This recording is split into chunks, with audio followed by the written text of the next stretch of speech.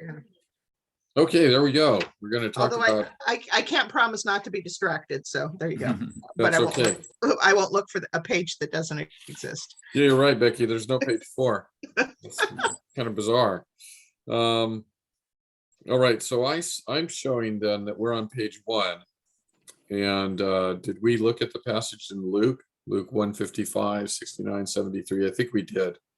We're talking about the line from the confession, although the work of redemption was not actually accomplished by Christ until after his incarnation, yet the power, efficacy, and benefits of it were applied to the elect in all ages successively from the beginning of the world.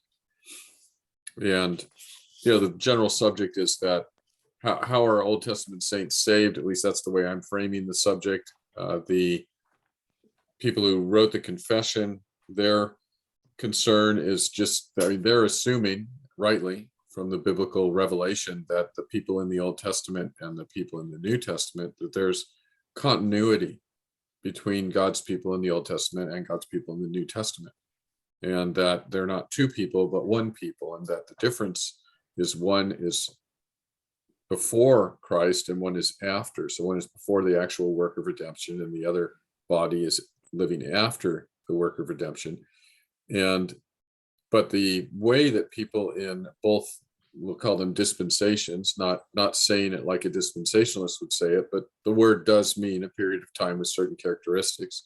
So we have these two dispensations, an Old Testament or a pre-redemptive, pre-cross, we'll say pre-cross. So John the Baptist is living in that period, and the disciples before the cross obviously were living in that period. How are people saved in that period? And what is the difference between that, how they're saved, and how people are saved after the cross? And the Bible teaches that people before the cross and after the cross are saved by faith. They're saved by trusting God and believing God, what he has said, particularly about salvation and his. In the Old Testament, God said he was going to come and save his people, and he gave that verbally in prophecy, but he also gave it in pictures, and most of the promises were in pictures, the sacrificial system, things like that. And he showed his relationship with his people in his kingdom but via pictures, like the kingship and the temple, and how to approach God, etc. But in the New Testament, those pictures are fulfilled. In other words, Christ is the sacrifice, and Christ is the high priest, and Christ is the temple, and Christ is the king. And so all of the pictures from the Old Testament are realized in Christ. And so it turns out that there's no difference in the content of a person's faith, but the images, basically, right? In the Old Testament, you're looking at pictures of Christ, foreshadowings. In the New, and you believe God based on the foreshadowings, or you believe the foreshadowings are pointing to something that God will do. And when we believe the gospel after the cross, we believe that God has done something, right? We believe God has done what he has said. So that the content of the faith is no different. Although after the cross, we have more information as to how did those pictures become reality, and what did God do exactly, and what's the name of the Redeemer. But the way a person is saved is the same, trusting God. And we saw that particularly in the Romans 3 passage that we read.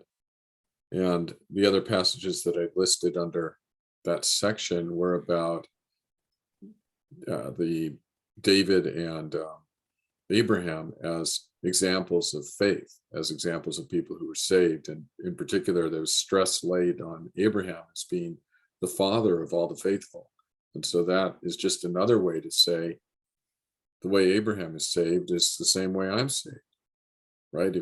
If he's the father of the faithful, and I'm a child of Abraham by faith, well, his faith and my faith have they're the same faith. And it wouldn't make any sense if he was different. So do you guys have any comments or thoughts about any of that? And we're going to talk some more about typology and the pictures in a minute, but Any thoughts or comments or questions? I guess just what the disconnect would be for people who have trouble with this and would bring this question up. Is there anything that they point to say, to indicate that it was impossible for somebody to be saved before Christ? Or is it just a matter of them not really sort of connecting the dots between the like you're saying, the foreshadowing and the images of Christ before and versus the actual Christ? Right. So the objections come from, there's at least two different ways that the objections are formulated. One, the dispensational objection is because of their prior commitment to the separation of Israel and the church. Wow. So it's based on that. So if you have a separation of Israel and the church, you've already predetermined that they're saved in different ways in their different bodies. Got it. Okay. So it's not that they weren't saved, it's that they were saved in a different way. In a different way, right? And Right. for a different thing, right? The church has, in dispensationalism, the church Right. has different destiny than believing Israel. Right. The church gets to live, let's see if I get this right. The church goes to heaven and Israel lives on the new earth. And the church is the bride of Christ. This is the next statement I'm going to say is the thing that shocks most people, even dispensationalists, but I can easily produce quotes from dispensational teachers. The church is the bride of Christ. Israel is the mistress of Jehovah. Yeah, pretty bizarre. So go into more detail about that. Me go into more detail? Yeah, if you're going to put it out there. Well, it's a bizarre teaching, but it arises. So this is how you get there. By more detail, I'll tell you how you get there. So you start with Israel and the church are distinct and they never meet. There are two groups of people that God has plans for, and they remain separate in who they are, in their identity, and in their destiny, and how God deals with them. So you start with that, presupposition, that foundation.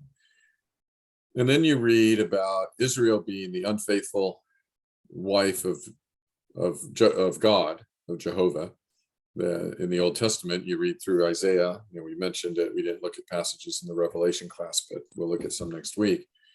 But, or you look at Hosea, and Hosea is all about Israel as an unfaithful wife, and God's going to. Let me just turn off my sound. My phone is quacking. Make sure it's not Rob. No, it's coming from Simi Valley and it's not Stephanie. So, okay. So anyway, they look at things like passages in the Old Testament where Israel is likened to a bride or a wife of the Lord, and they take the Lord there to be the Father, Jehovah. They call him Jehovah because they're going with the American Standard Version translation. So it's a way of explaining pre-salvation Old Testament Israel as the mistress of Jehovah. Right. And the church, first century and beyond, as being the bride. Right. So you have, and of course they, so the other thing that they do is that the relationship between Israel and God is a relationship of the Father to Israel. And the relationship of the church to God is primarily a relationship of Christ to the church. So they have different functions for the members of the Trinity, at least two of them. And so that, anyway, that's how they end up with it. Basically, the other way that they'll end up with it, I mean, another way to explain it is like this. the Old Testament itself, the writings of the Old Testament, they are Jewish and addressed to the Jewish people. They're addressed to the nation of Israel. Nobody would dispute that. There are a couple of books that are about pagan nations, but for the most part, that's a true statement. They're addressed to Israel. The New Testament is a Christian collection of books addressed to the Christian church. Now, I believe both of those statements are true. I also believe, based on the Bible, that there's no difference, that there's continuity between the Christian church and Old Testament believing Israel. So I see the books as addressed ultimately to the same body of people, which are the believers, right? The God's people in either testament. But if you're dispensationalist, you don't believe they're the same people. And so you believe that the Old Testament has nothing to do with the church, and that the New Testament has nothing to do with Israel. And so when in the New Testament you're saved by believing in Christ, well, that's great. That's for Christians. That's a New Testament book. But in the Old Testament, Christ isn't mentioned, so you can't possibly be saved by Christ. You have to be saved some other way. And it happens to be that on their dispensational view, at least classic dispensationalism, you're saved by obeying the Mosaic law. If you keep the law, you're saved. Now, of course, so that holds up through today. Yes, that holds In other words, up. Well, Jews of today are saved through Mosaic law. Well, no. Well, yes and no. So on the dispensational view goes like this. God was dealing with Israel in the Old Testament, but he finally, and he sent his Messiah. God talked a lot about the coming kingdom and the coming Messiah, and he sends his Messiah to Israel. Jesus comes, and somewhere in the middle of the Gospel of Matthew, the Jews ultimately reject their Messiah. And God says, "Done with you," and goes to plan B. And so they're under the Messianic law always. Let me say it like this, though, but God changes he stops dealing with them, stops dealing with Israel, and now he does a new thing, the church. And God's going to be dealing with the church and not Israel until the rapture. The purpose of the rapture, this is really important to remember. The purpose of the rapture is to remove the church so that God can turn his attention and deal with Israel. I think that's stupid, but because God can't deal with Israel while there's Gentiles on earth, while there's a church. Really? Not that limited, but apparently he is. Well, maybe it's a reward for the Gentiles. so that we don't have to go through the dealings with the Israelites. Right. And so with Israel. Well, it's basically like this. God has been, he rejected Israel after they rejected and crucified the Messiah. He's put them aside. He hasn't rejected them ultimately. He just put them aside, and he started this new plan with the church, and it's called the church age now in dispensationalism. We're in the church age. But when God returns to Israel, when he turns his attention back to Israel, the first thing he's going to do is punish them. And the church is not appointed. You hear this verse, the church is not appointed to wrath. And so the church is raptured out so that God can then pour out his wrath on Israel for 7 years in the tribulation. And not harm the church. Yeah, not harm the church because they're gone. Right? And so the church, and then after the tribulation, Jesus returns and sets up the millennial kingdom, which is the kingdom that he offered to the Jews in the first century, but they rejected him. But he comes back now that he's severely and sufficiently chastised them, comes back and sets up his millennial kingdom. And he basically says, it's now I'm going to have the kingdom, and I'm here. And now you're ready for it because you've been beaten down, right? So So the 1,000-year period then of the millennium, the literal 1,000 years on the dispensational view, Mhm. is an Israelite Old Testament Jewish kingdom where the temple is rebuilt, sacrifices are offered for sin, and everybody's under the Mosaic law. And salvation is by obedience to the Mosaic law in the tribulation. Hmm. And modern Jews today have a great option. They can be saved by obeying the Mosaic law or by coming to Christ. But Either way, it's a win-win situation. win-win. Yeah, win-win. But Christians, Gentiles, we're not under the Mosaic law. We have to come to Christ. And so we come to Christ anyway. So when the church is gone, that option's gone too. And so it's back to Mosaic law, because that's the dispensational understanding of the kingdom. The dispensational understanding of the kingdom is it's going to be,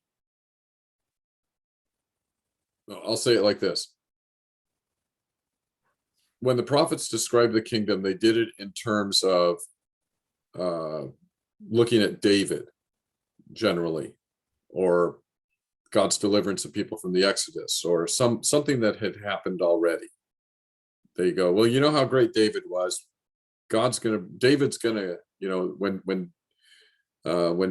the Messianic kingdom is set up, David will sit on the throne. I mean, they actually say, texts actually say that, like Ezekiel 34 and places like that, that it'll be David on the throne, that it'll be the nations streaming to come see the Lord on his throne, the Messiah on his throne in Jerusalem, that kind of thing. So where a non-dispensationalist might read those passages and say, these are foreshadowings and pictures, the dispensationalist reads it and says, this is a literal description. Hmm. Okay. So the Messianic kingdom will be Jesus on the high throne and David sitting next to him. And the Mosaic law and the temple being rebuilt and sacrifices being brought and the Mosaic law being applied. But that, I think, the way the Bible actually uses those Old Testament passages, if you look at the New Testament, you see how the New Testament uses those passages. You see that the New Testament uses them as pictures, as types and shadows. Mm-hmm. But of course, if you're a dispensationalist, the New Testament has nothing to do with the Old Testament. So anyway, the system itself, the dispensational system, accounts for all of the objections against it. It's a self-contained system. But I believe the starting point is incorrect. So anyway, yeah. So Jews are saved one way, Gentiles another way. In the millennium, only one way to be saved. And I know we talked about this on the eschatology class that we did, but what's the prominence of dispensational viewpoints today? Yeah, so that is the dominant viewpoint in popular evangelical Christianity. Not because so it's an interesting there's an interesting reason why it's dominant. If you were to look at denominations and you were to say these denominations don't, at an official level, their eschatology is not dispensationalism. Okay, so like Presbyterianism is not dispensationalism. Officially, they're closer to amillennial viewpoint. They leave room for other views. I mean, everybody leaves room, but their creedal standards are not dispensational. And Baptists are like historic premill, so they're not dispensational. There are very few denominational bodies or even non-denominational bodies that are dispensational at an official level. Got it. So Calvary Chapel at an official level is dispensational, and there's other ones like that. But Calvary Chapel is, well, it's a large collection of churches. It's nothing like the denominations. So at one level, if you were to say, how prominent is dispensationalism? You could say, well, officially, it's not that prominent, right? But dispensational eschatology is the viewpoint that sells books, Yeah. or I'll say it this way, it both sells books and has sold lots of books, Yeah. millions and millions. It's So the if one, you hear rapture, you're basically, that's implying a dispensational viewpoint. yeah, 9 times out of 10 at least, it'll be, somebody will be thinking dispensational viewpoint, right?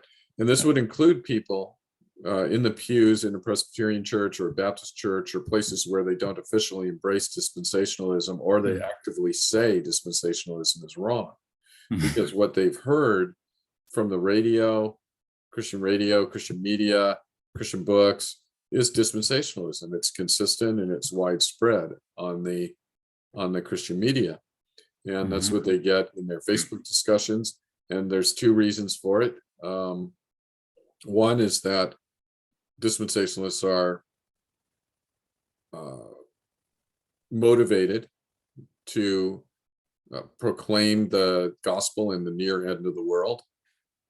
And those things, in their way of understanding, go together. Christ could come any moment, I better save everybody. And the Christ can come at any moment is a motivation for people, for them to share the gospel, and also used as a motivation for people to come to Christ.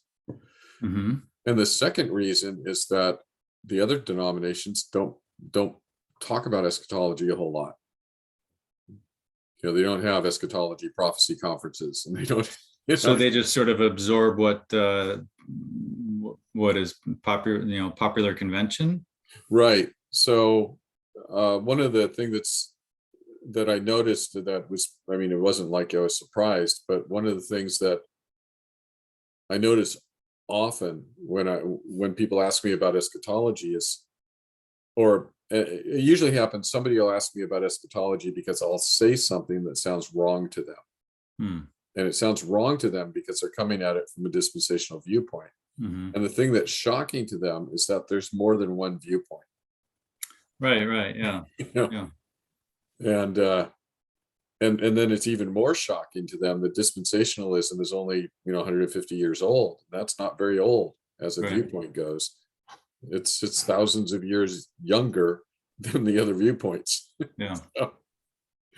So, not making it wrong. The age has nothing to do with it, but the fact is that there are viewpoints that have been held consistently by a large number of Christians for almost 2,000 years. So, and dispensationalism wouldn't fall into that category. But if you think there's only one viewpoint, and then you find out there's these other ones, your first assumption is, yeah, but the other ones are held by a few crackpots who live in the mountains, stuff like that.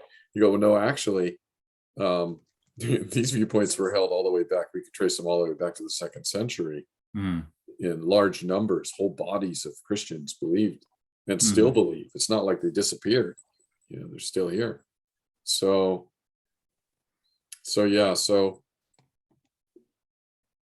it's a dominant view.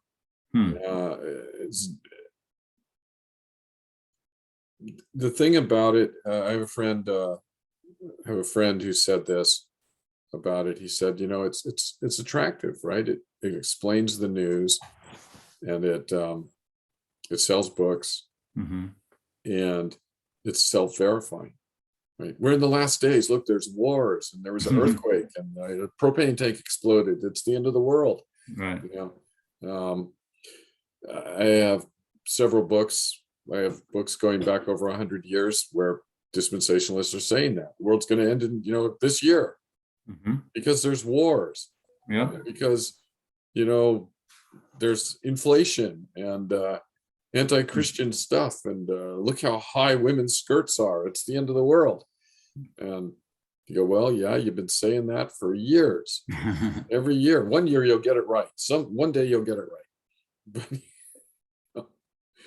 So that's the so anyway, to answer your question about how are Jews saved today, gospel or keeping the law, after the rapture, keeping the law. And the law will be imposed on Gentiles during the rapture, because Christ's reign in a dispensational millennium is autocratic and it's a militaristic reign over rebellious Gentiles.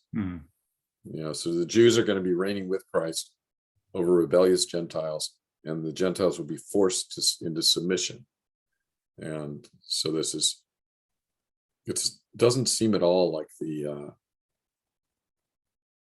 Prince of Peace that's portrayed in the Old Testament. But yeah. So I was going to say in this culture, that doesn't seem like it will go over really well. No, so you don't talk about that, right? You don't talk about the stuff that won't go over really well. So, an aside, I just heard from Rob, your mom's out of surgery on her way to recovery. He hasn't talked to any of the medicals yet, but he assumes that they would have told him if there was bad news. Okay, thank you. So good. Now you know what I know. Okay, yeah. You'll have to remind me later, but it sounded good, so I'm okay. So, right. So, any other questions or comments along those lines there? So I think I said there were two different objections to the Old Testament saints being saved in the same way. One is the dispensational objection. The other one, okay. The other one is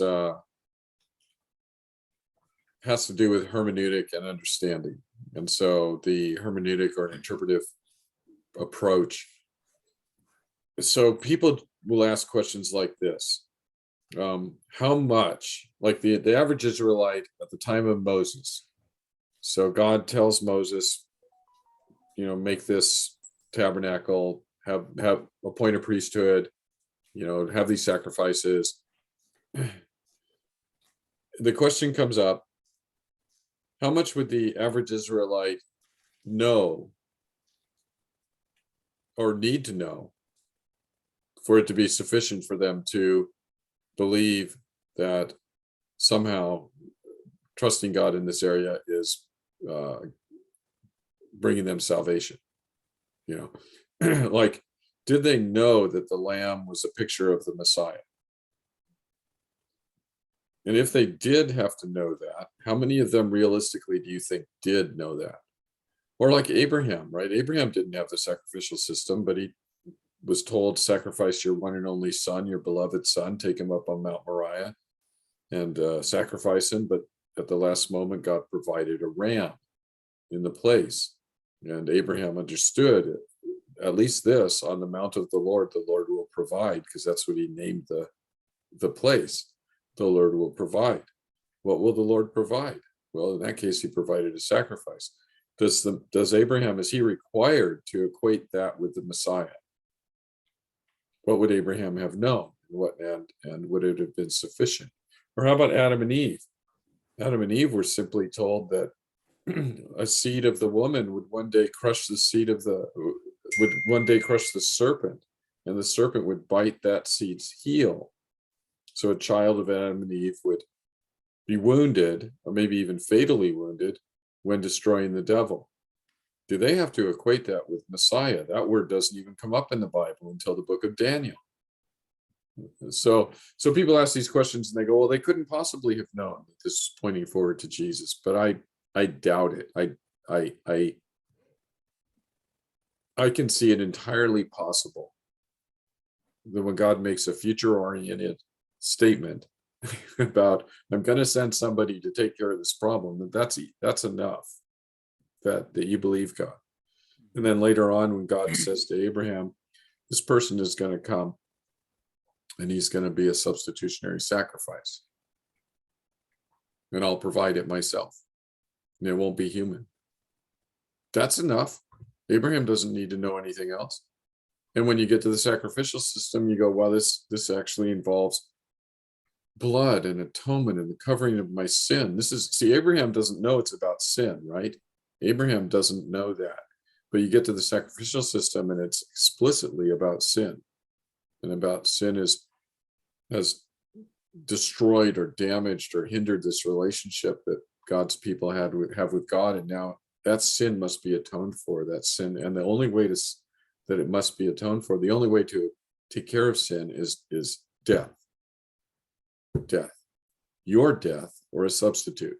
Now, we already have a substitute from Abraham, but now it's a substitute about sin. And that links it directly with the Genesis one, because that was the context.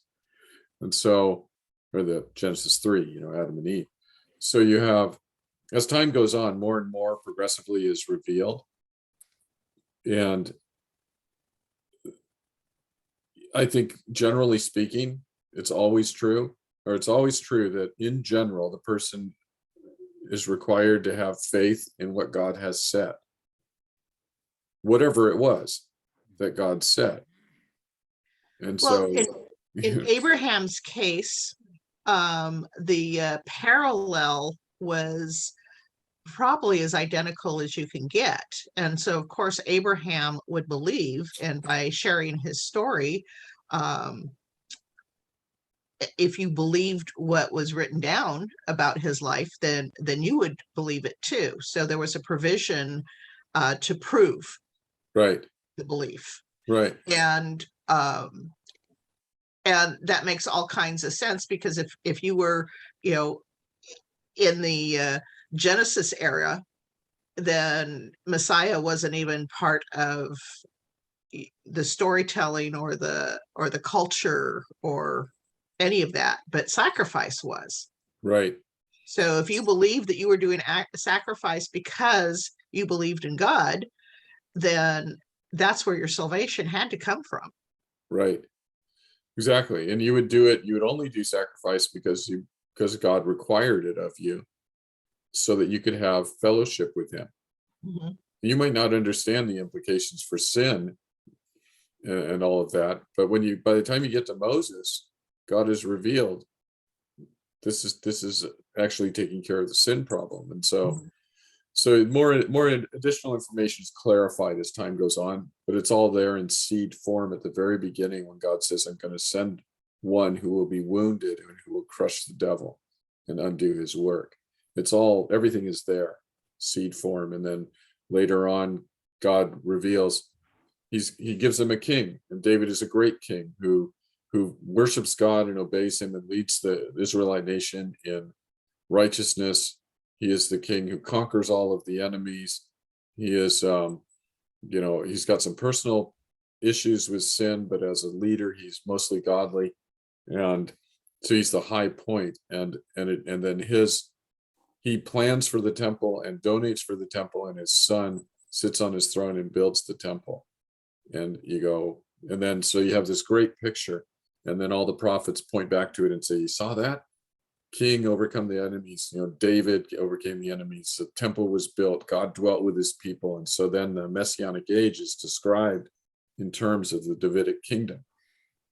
It's not saying it's going to be the same thing. It's saying the good things about David's kingdom are going to be, they're pictures of the work of the Messiah. And then there's interesting ones like Noah, right? So Noah knows everything that comes before him, which at that point isn't a whole lot.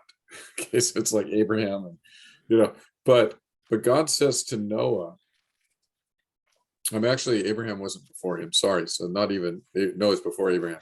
So Thank you for saying that, because I'm going, wait a minute. yeah. So Noah doesn't know a whole lot, but God says to Noah, sin is terrible, and I'm going to judge it. And I have to judge it, because me and sin can't dwell together. So I'm gonna judge the world for its sin. And I will save you and your family if you just do what I say. Just believe me. Build this ark and get in it and tell people, that there's going to be a great judgment coming. And so Noah's faith is not based on something that God did, but based on something God was going to do, right? Noah is told, believe me and do this, because I will judge the world. There's not a cloud in the sky. It's never rained before. And Noah goes ahead and does that and preaches, according to Jude, he's a preacher of righteousness for 120 years.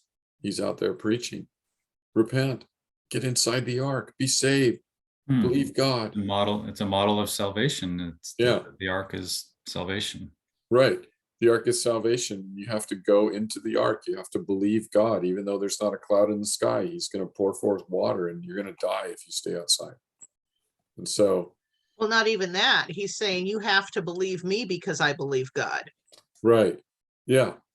Yeah. Because God is trustworthy. Mhm. And God is trustworthy, and I trust him. And only a fool would not trust a trustworthy God. Mhm. You should trust him. So the content of Abraham's faith is in the details not exactly the same.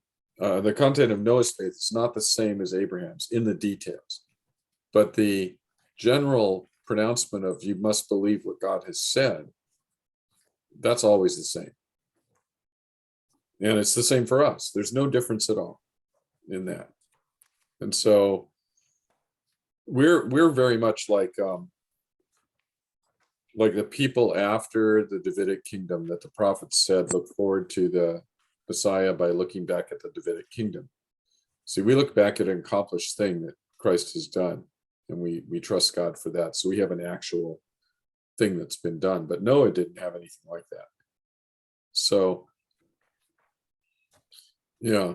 So hermeneutically, though, if you look at the Old Testament pictures and promises, and you ask, you say, well, I believe, these 17 things about Jesus.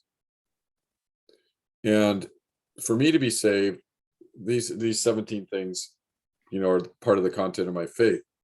But I can't see that Noah would have those 17 things, and so he can't be saved in the same way. But that's to confuse the issue, right? You have to take into account progressive revelation.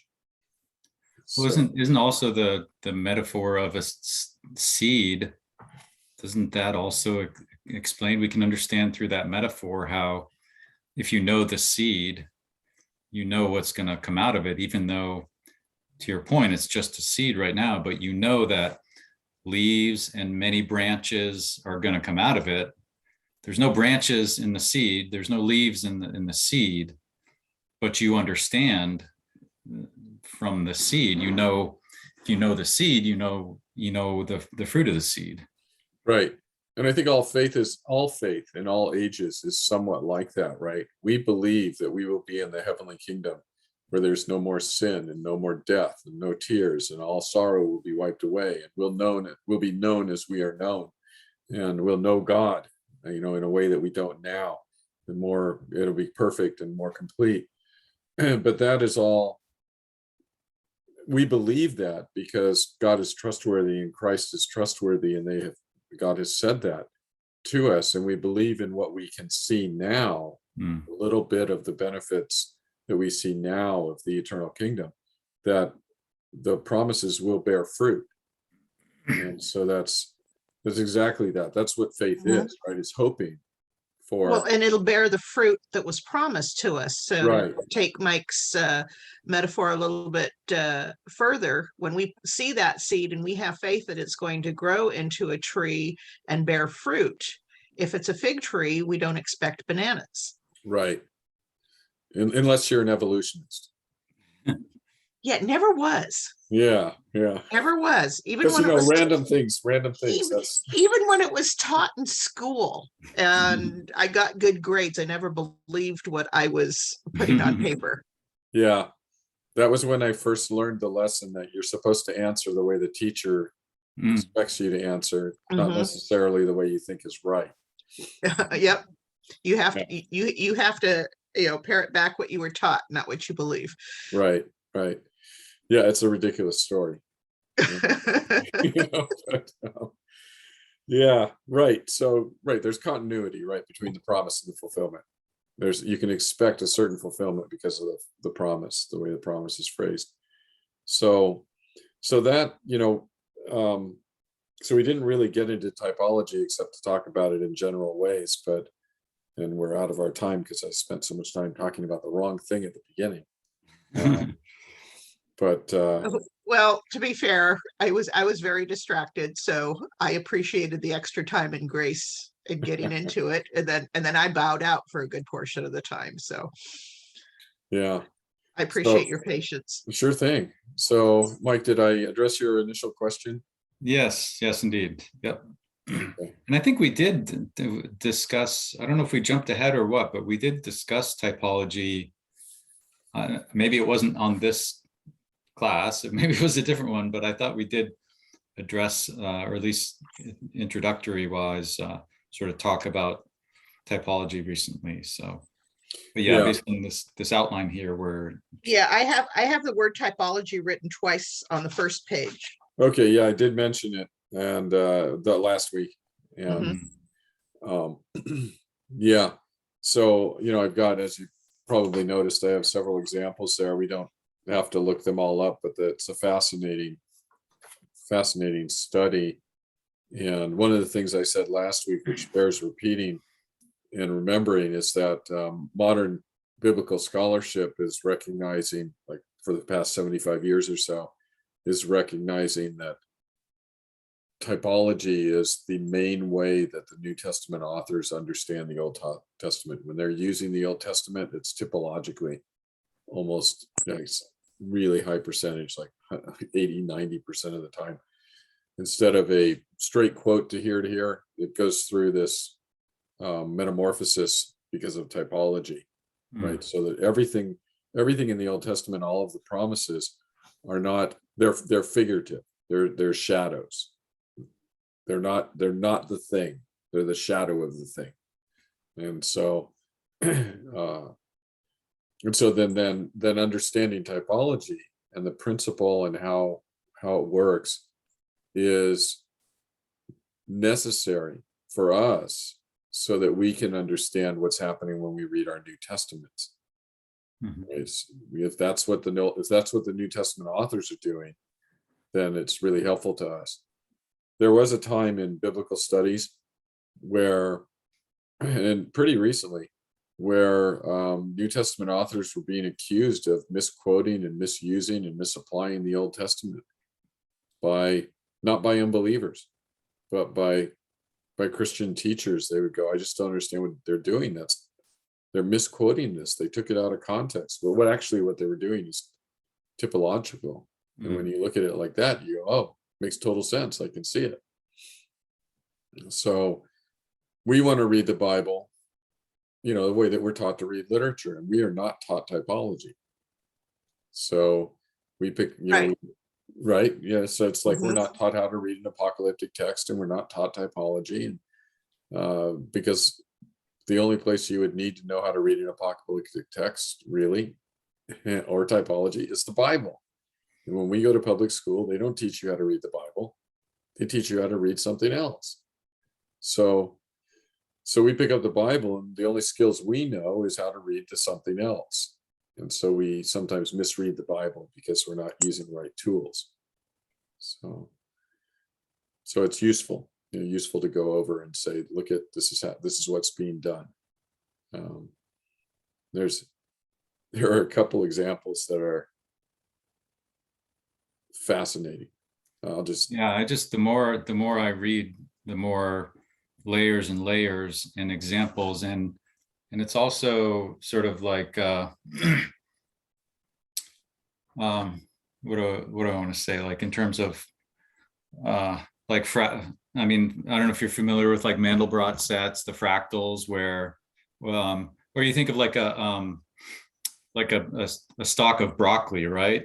How the entire stalk is a shape, and then you take a piece of it and it's the same shape as the entire piece, and then you take a piece of that and it's the same shape, and it's so at all these different scales there's that typology that's repeated throughout the different scales of size. And you see that in the Bible with scales of time and of all sorts of different scopes, where those typologies are repeated through, sort of whichever layer you go to. It's the more sort of like the more layers of the onion you peel back, the more repetition and